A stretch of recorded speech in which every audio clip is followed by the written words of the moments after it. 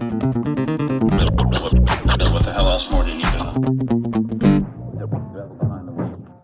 Hey guys, and welcome back to our channel. We are CineChix. I'm Jen. And I'm Christina, and today we're joined by the guys from Hot Quality Content. Hello. Hey. Should probably introduce ourselves. I'm Ian. I'm Jake. I'm Content. No, you're Mud. Thank you. Mud. And today they're going to be helping us list out our top 5 winter movies that are not Christmas or holiday movies. But they're not holiday movies, but they're the movies that you want to watch during the holidays. Mm-hmm. We're here for our top 5 Christmas movies, but they're not really holiday movies, but they're kind of movies that you only really want to. We're here for it. Featuring HQC. Yeah. Yes.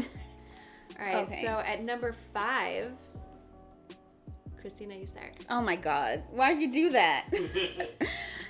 My number 5 is Hustlers. Now, I love that movie. hear me out. So, Hustlers largely takes place during the winter because they do have a scene where they're like at Christmas, Yeah. and then they're always talking about the damn fur coats. Yes, they are. The whole movie, I remember like thinking when they're walking around outside, and I can literally see their breath, and they're like half naked, and I'm just like, they're cold. That scene on the rooftop near the beginning of the movie, and they're both Yes. like, in bikinis. I'm like, they are fucking freezing. Exactly. So like, I mean, I would totally watch it in the winter. Sure. I'll take yeah. it. Yeah.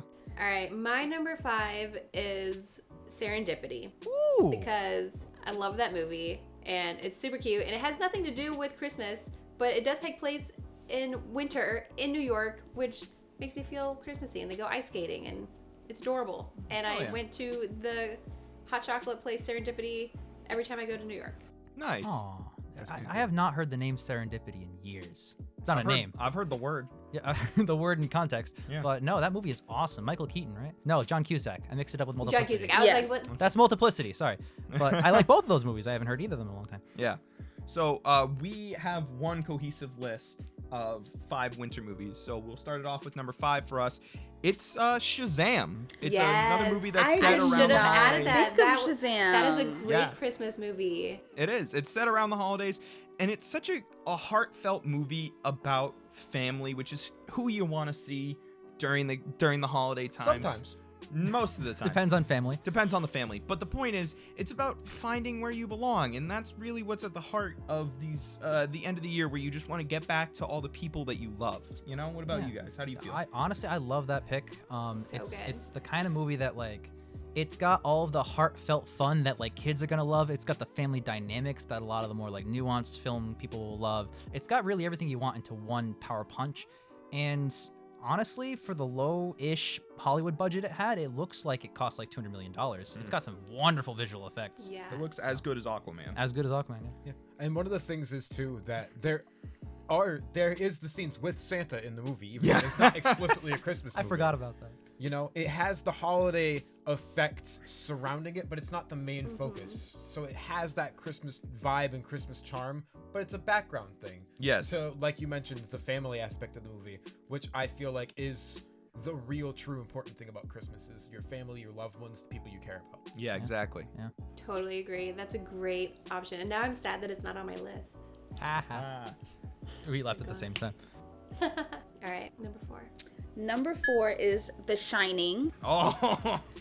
I mean, I feel like The Shining is a representation of what holidays 2020 or winter 2020 would be if we actually did isolate for the entire year. I feel like that's like the culmination of like what 2020 would be if we actually did. I love the logic. I agree with the logic. That's good logic. Beautiful. I Solid. love Can we point out Mud suggested the thing, and we said, Ian and I, no, that's not really the kind of fitting thing for this kind of list. It and then kind y'all of is, pulled out the though. Shining gun. No, the thing is totally Yeah, like I a think winter it is. movie. Thank you. Fuck you. Freezing cold there. Thank you. Fuck you. That's Hilarious. All right, number 4 on my list is Iron Man 3. Because it takes place around Christmas time, just like every other Shane Black movie, like Lethal Weapon and Kiss Kiss Bang Bang, and blanking on all the other ones. But like all of his movies take place around Christmas, so they're all technically Christmas movies for me. yeah. Mud hates Iron Man 3. So No, I hate Shane Black. Oh yeah. Fucking hate him. Fair enough. I will say Iron Man 3 is not my favorite Iron Man, but I just love Iron Man personally that I have to watch it during Christmas time because I hear you. I understand you. Iron Man 3 is not only my least favorite Iron Man, it's my least favorite MCU movie. I fucking hate that movie. I disagree. I think it's got a lot of redeeming qualities. I'm more on your side. You dislike it more than Thor: The Dark World? That's my thing. Thank you. I dislike it more than Thor: The Dark Really? World. Yeah. listen, we agreed on a lot of things, you and I. Yeah. And on this, I just, I'm putting my foot down. you know That's what? fine. I'm gonna have to rethink Thor: this The Dark whole World thing. is bad. Iron Man 3 is worse. I don't know about All that, right, Chief. whatever. All right. Anyway. Introduce the next stupid movie. Yeah, or yes. whatever. No, Spaceballs was our fourth pick for the best winter movie that isn't a Christmas. I know it's space. You don't know if it's winter or not. But there are a lot of different locations. Like there's the desert planet. There's like the colder planet they go to. There's like the military planet. It's like a space trotting adventure like Star Wars. But the reason it's on this list is because it encapsulates those feelings of what you want out of a winter-esque, Christmas-esque movie. It's got the heart of Star Wars, but instead of like epic sequences, it's got parodical elements that are actually really funny for all ages. But also this really heartfelt character beats. Like, it's a good story aside from being a parody. It might be the best parody of all time. Low bar, they're all usually bad. But it's probably like one of the last really great parodies from the 80s. I will also say it's a great pick for a comedy movie that you can sit down and watch with your whole family that isn't a crappy holiday movie. Or a good holiday movie, because we couldn't pick Christmas movies. It's also not an R-rated one. You can watch it with everyone. Exactly. It's literal fun for the whole family, you know? Like, I can't think of anyone who will look at it and go, Spaceballs, whatever. Like there's some jokes about like, you know, like fat jokes, fart jokes, who cares? some kids. No, my point is there's no jokes about like weird sex stuff that your kid isn't gonna really, you know, want to see or anything. Yeah. Like that. It's but perfect. it's a movie that you can put on at the family party and no one will complain. In fact, half of the family is going to sit down on that couch and watch beginning to end quote half the movie. Yeah. Damn right. And one of the things that I wanted to mention, you mentioned the family thing. This is the only movie on the list that my dad would probably also watch with us, because my dad, doesn't like movies. He wouldn't watch the next movie? No, What? my dad thinks it's stupid. I already talked to him about it. We'll get there. We'll get there. We'll get there. My dad doesn't like good movies at all. And the movies that he likes are not objectively, every film is subjective. but Objectively just- bad. just not that great. But this is one where we could sit down as a family and watch it, and I think that's very I like important that. for Yeah, this exactly. aspect. The unifying factor of that. It's cool. Yeah. So, my number 3 is Rent. It takes fully place during the winter months. time. And while it may be a tad depressing, just a little bit, You got to get that winter depression film in here. Yes. Every movie has to have Especially a little bit this of year. winter That's a depression. great yeah. movie to watch this year. Yeah, I thought it's a fun winter movie. I like that. Yeah. My number 3 is any Harry Potter movie, Ooh. because I feel like those feel wintry. I feel like they always have like that one scene of like going off for Christmas, and Oh, yeah, so yeah. it just feels like I get what you're saying. Happy There's always Christmas, that Harry. one scene of just like snow-covered forest and Harry and Hermione just Exactly. walking through it. Yeah, no, that's always a good feel. And obviously, like a Sins of the Father is an overarching theme in those movies. So, Yeah. you know, family, I guess. Well, that, and you have every single one. I think she makes Harry a swetter. Mrs. Weasley. makes Mrs. everyone Weasley does sweater make Harry a every sweater movie, every year. without Yep. fail. Of course she does. I've always wanted to get one. It's like $80 Yep. just Yeah. for like an R on a sweater. Listen, Yeah, I'll like no. make I that. can't do sweaters. Our third movie is Rocky 4. Yeah. Don't get me wrong. I will watch this any day of the year. But he defeats him on Christmas. He solves the Cold He War solves the on entire Christmas. Cold War on Christmas. And as silly and punchy and kind of dumb actiony the Rocky series is, this one's really heartfelt and like kind of sad. They but kill still Apollo Creed. triumphant. They kill his best friend, and the rest of the movie is about triumph and the personal triumph and the country triumph, I guess, as well. But I feel like that's more of a background to Rocky's personal triumph. And towards the end of the year, the winter depression stuff, it's really nice to have a feel-good, like, triumphant getting over some kind of grief, some kind of problem story.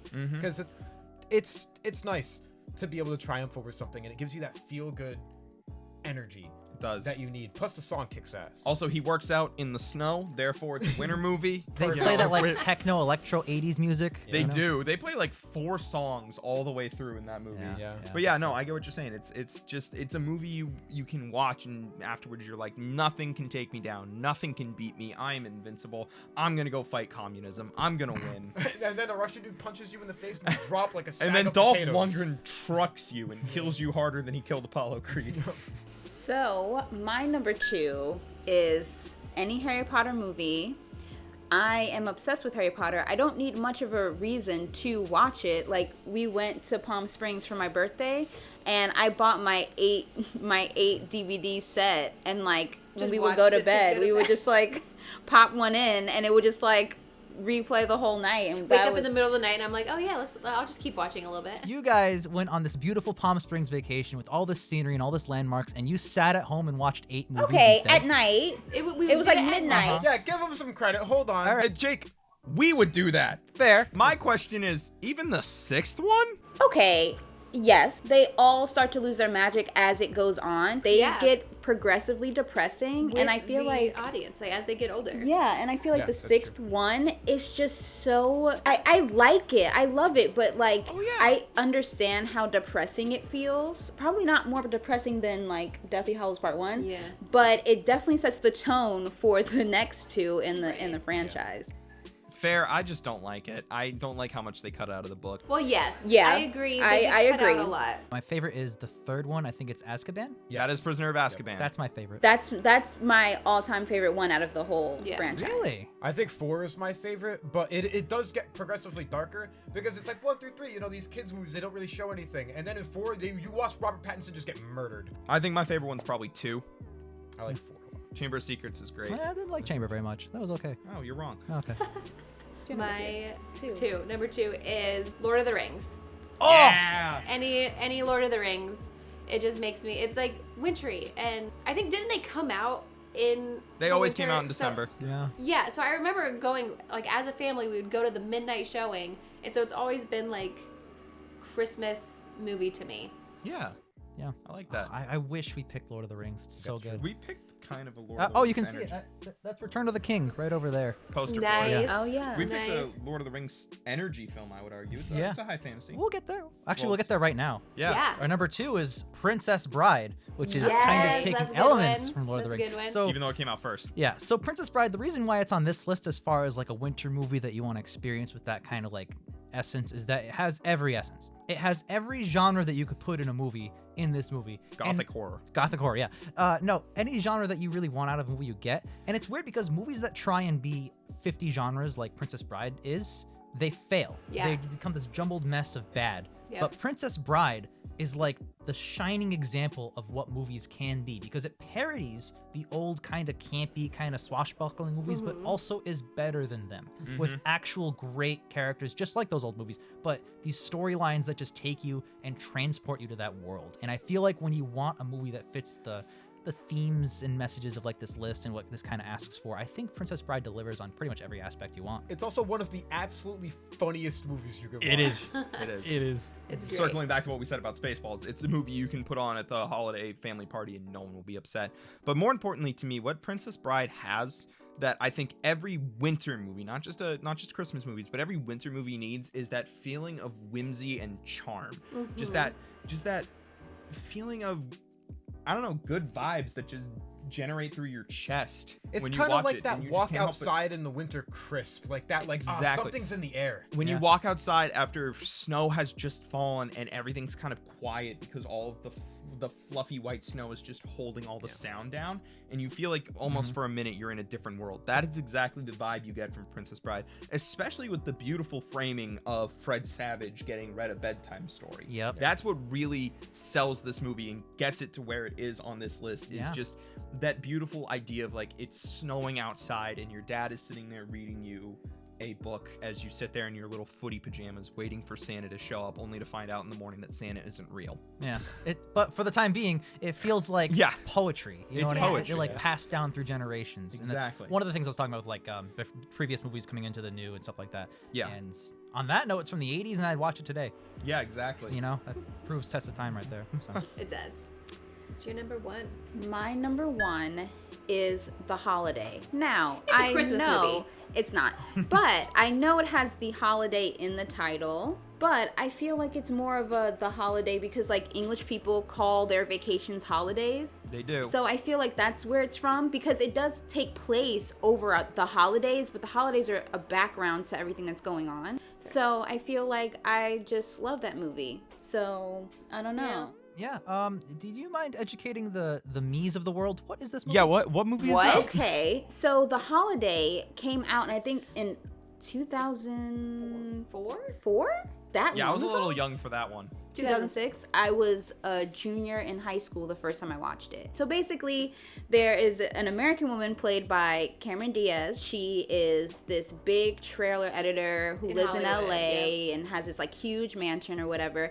And then there's Kate Winslet's character who is a journalist in London, and they both suffer a heartbreak, so they both decide they need to get away. So they do like house swap. switch. So like Oh. Airbnb, but if you had to also give the person you were renting from your place. Interesting. They basically meet people in each other's lives, and then like romances on each side kind of blossom a bit or whatever. But I think I don't like romance I movies was at gonna say all. it's really funny that this is her favorite movie because she hates romantic comedies. I don't like romantic comedies at all, but Rom-coms suck. I love them. They're I just- terrible, and I love them. I just That's think fine. they give a very unrealistic idea to what romance is, but I think this movie is really cute, and it's, I don't know. It's what made her want her job. Oh yeah, Cameron Diaz's job. I want her job, and I'm currently working towards that. This movie is what made me realize I wanted to be a trailer editor. I already did short form editing for years. Since I was in elementary school, I was editing videos together. Nice. And then I saw that movie, and I was like, that's exactly what I want to do. So I based my whole future on this movie. So that could also be why it's number one on this list. You know what? That's I actually really completely cool. understand because I also want to be Cameron Diaz when I grow up. Right? That's phenomenal. Honestly, that's so good. So number one on my list is Girl with the Dragon Tattoo. Both the American and Swedish version. I love all the books. I've read them all. And the Swedish version is much more to the book than the American version, but I do like them both. Yeah, And I've heard it's just that. very snowy, wintry, so it feels... Yeah. Yeah, I've heard that the Swedish version is more accurate. It is. It's very accurate. It's very, like, to the book. It's worth it. It's worth to see it.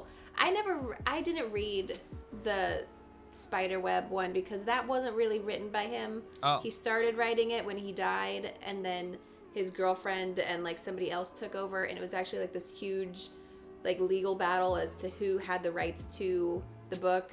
And the writer of the books, like, his death was super suspicious, and like they think it was something to do with like government, and like it's a huge thing. Holy But, shit, I never knew any of that. Yeah. That's fucking crazy. Yeah. I think by comparison, our number one's a lot more tame. Yeah. We wait pretty tame on this list. Well, you see, it's Willy Wonka and the Chocolate Factory. Not the bad one, the good one. The good one. Well, the bad one is called Charlie and the Chocolate Factory. Exactly.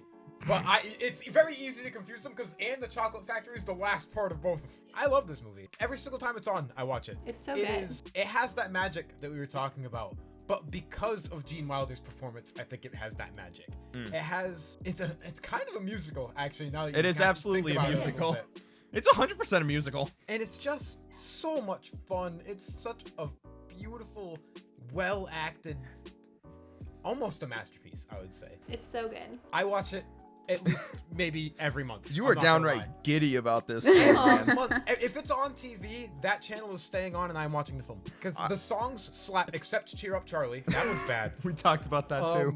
Like, if you make a musical and I'm like, yes, that's how you know you made a good movie. In Yeah. the Heights. Shut up.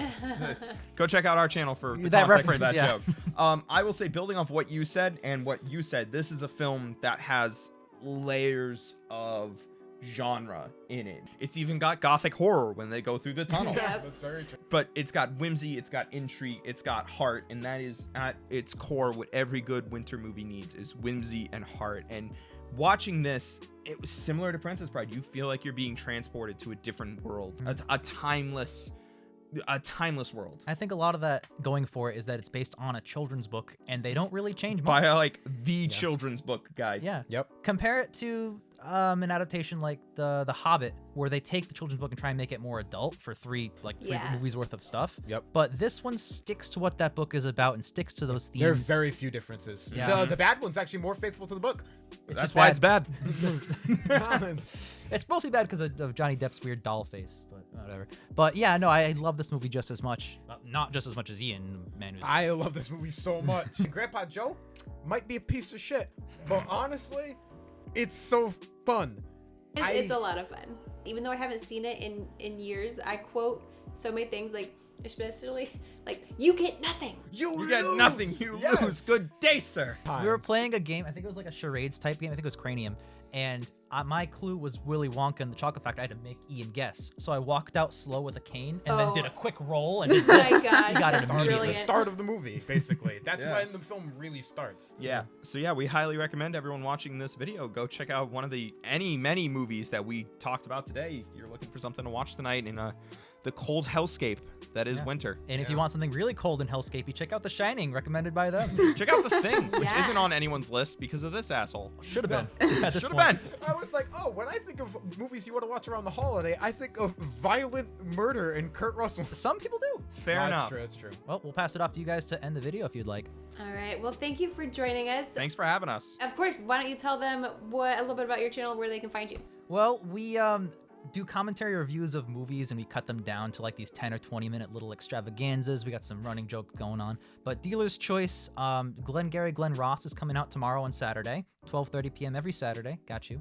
And our channel is basically mostly these commentary reviews every week, but we have some other contemporary reviews like audio reviews of modern movies. We're breaking into video essays. We're breaking into video essays a little bit. We got one already out. Van Helsing is One. fantastic. I made one. I'm at 12 minutes, poured my heart and soul into it, but I got another one coming. But this is what the channel's direction is basically about. These three clowns talk about movies for every week. And yeah, you can find us across social media at Cake Jamera, which is Jake Camara, but the initials are backwards. And our YouTube channel is youtube.com/hotqualitycontent. So make sure you guys check out the video collab we did on their channel. We'll link it down below. And yeah, thank you so much for joining us. Hopefully we can collab again Yeah, in the absolutely. future. I'd love to Yeah, do it was this fun. not every holiday. That's like every month. Every day. Every day of my life. Every day. Yeah. Cine content. Cine content. No, it's hot quality cinnamon chickens. CineChix. Also, for that reference, go CineChix. to the other video. Watch the other video for all the context of these jokes. Well, thanks for having us again. Thank you. All right, guys. Until next time. Bye. Yeah. Bye. Bye.